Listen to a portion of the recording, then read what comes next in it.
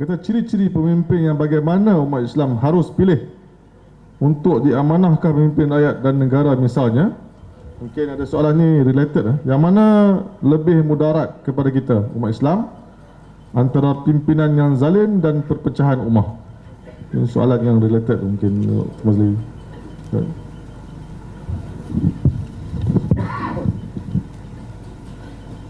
Dia apa ni disebut tentang kemungkaran yang nyata. Saya tak tahulah bagaimana kita nak lihat ni ikut laporan Transparency International, ni sebuah badan yang melihat tentang perjalanan kerajaan-kerajaan di Malaysia, sejauh mana ketulusan, sejauh mana mereka punya rasuah, indeks rasuah dan sebagainya, melalui apa ni Corruption Perception Index tahun 2010. Malaysia oleh kerana ketirisan ataupun salah guna kuasa, salah takbir dan sebagainya, kita rugi 28 bilion setahun. 28 bilion ni 28 ribu juta ringgit setahun.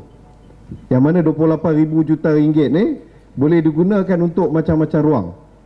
Setiap tahun kita habis ni. Paling kurang pun pendidikan. Dan kita tahu dekat Malaysia, golongan yang berpendapatan kurang daripada RM5,000, pendapatan isi rumah, satu rumah, suami isteri bekerja, kurang gaji RM5,000, gaji dah, pendapatan adalah 75% daripada rakyat Malaysia. Kurang daripada RM3,000 adalah 50%. Maksudnya tinggi. Dan jurang pendapatan tu terlampau jauh sangat. Kita nombor 1 di Asia Tenggara, nombor 3 di Asia. Kesannya apa? Kesannya paling simple kita tanyakan, tuan-tuan rasa selamat tak kalau rumah tu kita tinggalkan tak berkunci? Selamat tak? Tak. Tidur malam pun kita bukan setakat kunci, bubuh pedai ayam tu.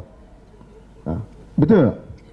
Kereta, motor, bukan setakat kita parking, bukan setakat kita kunci, kita bubuh rantai keliling tu. Kenapa? Jenayah banyak. Jenayah banyak kenapa? Sebab barang makin mahal, minyak mahal, kena bayar tol dan sebagainya, pendapatan tak tahu mana. Akhirnya orang terpaksa mencuri, orang terpaksa merompak, orang terpaksa rasuah, orang terpaksa ambil duit kopi, orang terpaksa menipu, orang terpaksa buat pelbagai lagi rasuah dan jenayah. Ini kesan mungkar, betul tak? Jadi kenapa berlaku mungkar seperti ini? Kita nampak ini benda ekonomi tak ada. Tidak, dia membawa kepada kemungkaran. Ragut.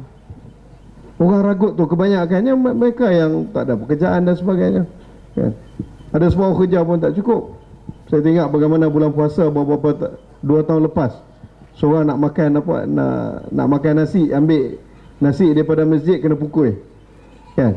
Dia kata dia nak makan nasi saja, dia lapar, dia minta orang masjid tak bagi sebab dia Hindu.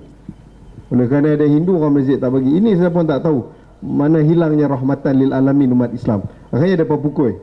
Dia pukul kawan tu separuh mati, bagi kat polis. Dia kata dia lapar, kan, nak makan. Sedangkan kalau sepatutnya apa ni, Tuan Majid Batiah pun pernah duduk kat luar negara, Dr. Sri pun pernah kat Oxford dulu. Bila musim Ramadan, sepatutnya masjid-masjid kita buka waktu buka puasa, waktu Maulid, hatta kepada bukan Islam pun. Dan berapa banyak kita tengok ramai orang dapat hidayah dekat luar negara kerana mereka menghadiri macam itulah. Bila kita buka puasa, bila kita Maulid, masjid tu terbuka untuk semua golongan. Mereka pun boleh nak mai belajar Islam pada kita. Ni kita kadang mereka nak mai, kita apa tak bagi mai. Tapi kalau gereja mereka buka, orang kita pergi, kita marah, kan? Jadi itu yang berlaku. Bila ekonomi teruk, bila berlaku banyak ketirisan, banyak rasuah, dia membawa kepada jenayah. Dan memang ada correlation, ada hubungan. Bila berlakunya perbezaan pendapatan yang tinggi, jurang pendapatan yang tinggi, akan berlaku jenayah.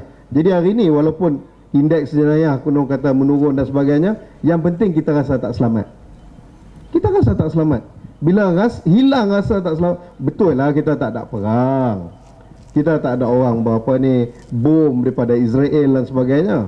Tapi saya ingat waktu kami pergi rasa Dr. Sri pada kawan tu duk jual buah, dia nak pergi solat tinggalkan apa, dia punya gerai kat tepi jalan, biar lagu tu lah.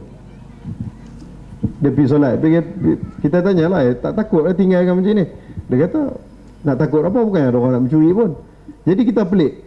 Tempat mereka tak selamat daripada bom Israel, tetapi dia berasa selamat daripada pencuri dan perompak. Kita sini tak ada bom, kecuali dah datu lah kan. Tak ada bom, tak ada orang perang, tak ada orang nak tembak kita. Tapi kita tak berasa selamat hatta di dalam rumah kita sendiri pun. Ini satu nikmat yang Allah telah cabut. Kenapa? Kerana banyak golongan mujahir. Orang terang-terang buat maksiat, terang-terang buat dosa, kita biarkan. Antara dosa yang besar, saya teringat Edward Griffin, ni seorang orang kafir lah. Tapi Dr. Sri kata kita boleh ambil benda yang baik pada orang kafir. Dia kata apa? Patriotisme yang terbesar, sikap cintakan negara yang besar ialah dengan memerangi rasuah yang dilakukan oleh kerajaan yang memerintah. Kalau kita duduk diam, berlaku rasuah, berlaku korupsi, kita biarkan, akhirnya kita akan lihat jurang pendapatan, akhirnya kita lihat jenayah meningkat tinggi. Dia boleh sebut kerajaan pemerintah ni tak kisahlah, bukan di Penang saja, di peringkat persekutuan ke, di peringkat negeri ke, hatta di peringkat Majlis Pembandaran.